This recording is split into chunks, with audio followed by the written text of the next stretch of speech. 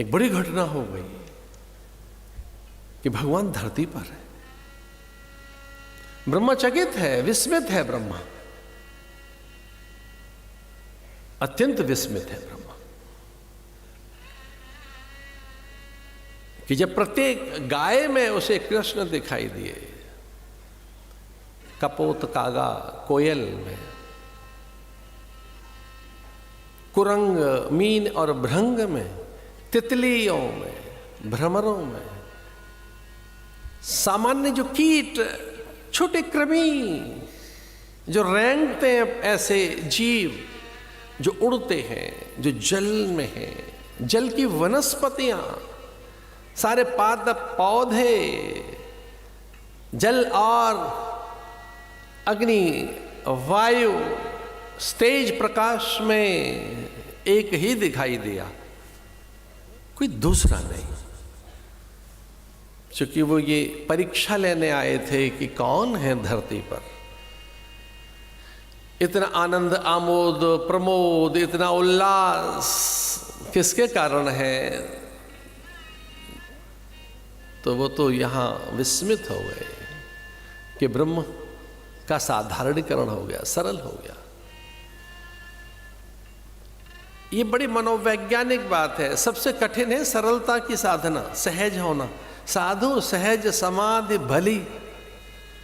जब आप बहुत सहज होते हैं, शांत, स्वाभाविक, जब आप बहुत स्वाभाविक होते हैं, सहज होते हैं, आप में कोई आवरण नहीं, जब ऐन्द्रिक चांचल्यता नहीं, मन की चपलता नहीं, मन की कोई मूढ़ता नहीं, जब चित्त का भी कोई चांचल्य नहीं है, इंद्रियों में कोई हलचल नहीं है, जब उस पल जब आपका अंतःकरण शांत, व्यवस्थित, मर्यादित रहता है, तब का आनंद ही कुछ और है।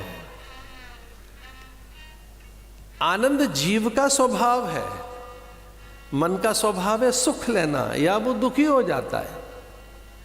मन प्राय या तो दुखी होगा या सुखी होगा, पर आपका जो स्वभाव है वो आनंद का है। आप कहाँ मन दुखी हो जाता होगा या सुखी हो जाता होगा, हर्षित होता होगा, कभी विस्मित होता होगा, कभी आहत होता होगा, चिंतित और दुखित होता होगा। ये आपका मन, आप नहीं। आप कभी दुखी नहीं हुए, आपको कोई दुख नहीं पहुंचा सकता।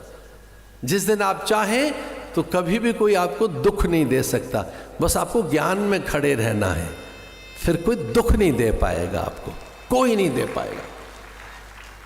ये तो मन है जो दुखी हो जाता है। आप में आपका मन दुखी है या सुखी है, वो जयी है। कभी लगता है मैं जीत गया, कभी हार गया। किसी के रूप सौंदर्य को देखकर, वस्तु पदार्थों को देखकर, किसी की अट्टालिका, वाहनों की लंबी कतार और उसकी धन की वृद्धि अथवा उच्च पद प्रतिष्ठा देखकर जो चिंतित आहत होता है, वो मन है आपका। या थोड़ा सा पद पाकर जो बौरा जाता है, वो मन है आपका। जरा सा पद क्या मिल गया तो हर दिन हर पल आपको अग्र पंक्ति चाहिए, दूसरे को नहीं आगे बैठने दोगे। पूर्व होने के बाद भी अतीत में था कोई पद, अब तो नहीं है, पर मन है कि घेरे बैठा है, पहली पंक्ति के ही लिए चिंतित है। वो सब में है ये स्पृहा। स्पृहा तो ये सब में है। महापुरुष भी तो इस स्पृहा से मुक्त होना चाहते हैं। वित्तेषणा को तो कोई भी जीत लेगा, पुत्रेषणा को, लोकेषणा कैसे जीती जाए? तो जो ऐसे अग्र बनकर हर पल वंदनीय भाव में ब्रह्मा रहते थे कि उन्हें अभ्यास हो गया था, यम, वरुण, कुबेर आदि उन्हें नित्य प्रणाम करें। कई लोगों को प्रणाम का अभ्यास हो जाता है, वो ढूंढ रहे होते हैं कि आज किसी ने नहीं किया। कहाँ गए सब? आज तो शीश झुकाया ही नहीं किसी ने। वो मत्था टेकने वालों की भीड़ कहाँ चले गई?